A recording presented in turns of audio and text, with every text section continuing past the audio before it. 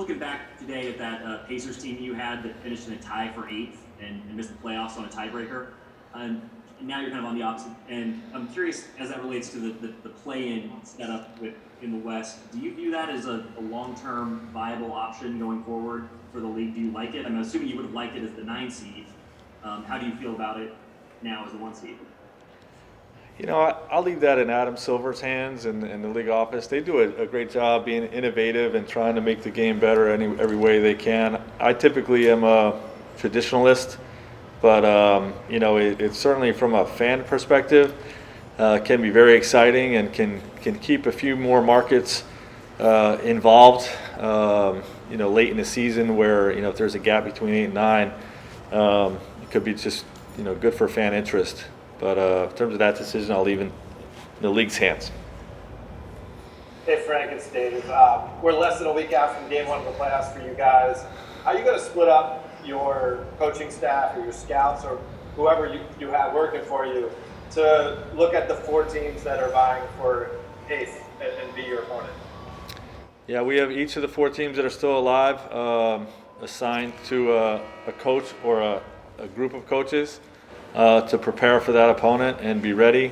Obviously that'll be dwindled down on Thursday, down to 2 opponents, and obviously we'll spend equal time on both.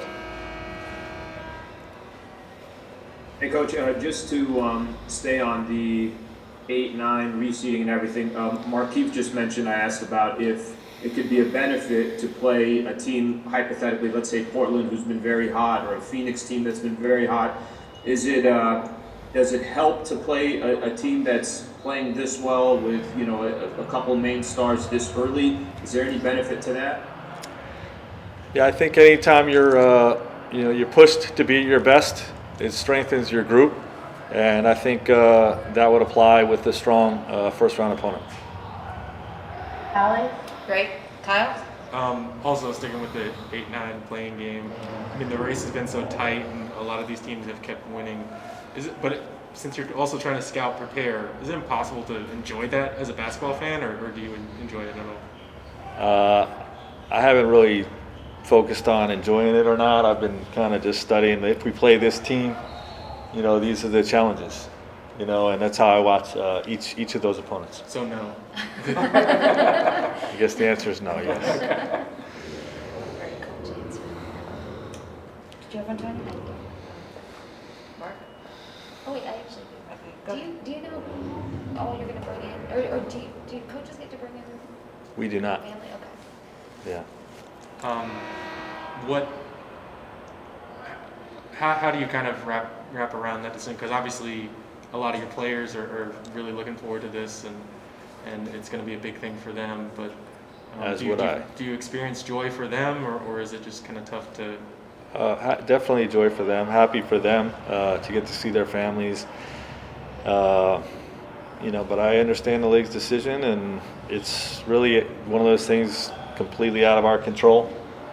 So I don't spend a lot of time thinking about it. But for our guys to be able to see their families, I would be very happy for them.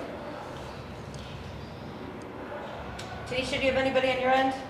Yeah, last 3 questions here. We'll go with Dave with a follow-up. Hey Frank, are you going to go to those playing games this weekend in person to scout it? I haven't decided yet. The regular seeding games, we're only allowed 1 seat at those, so I've allowed our assistant coaches who are scouting the game to be there. If that's still the case for those games, then I probably will not. But if they allow more than that, then I may. I haven't decided yet. Hey, Frank, Talen's gotten more run in the bubble than by far he's had over the course of the season. We've talked about evaluating him right now. When you look at him, is it more about how his skill set blends with the other guys, or the ability to avoid mistakes, just because he really is that inexperienced? Well, it's both. If you're coming in as a young player on a veteran team, the first thing is you got to hold your own and not hurt the team with mistakes. And he's proven that he can go long stretches of games without doing that. So, that's why I've grown in having confidence in him. And then it's obviously evaluating the skill set and how he fits. Last question, Melissa. Thank you. Hey Frank, LeBron was saying mentally it's kind of hard for him to get into playoff mode until he knows who you guys are playing. Do you kind of feel that way too, psychologically a little bit? I do, because playoff mode is okay. This is the team we have to beat, and let's be completely consumed with beating them. And until you know that, you can't fully be immersed in that.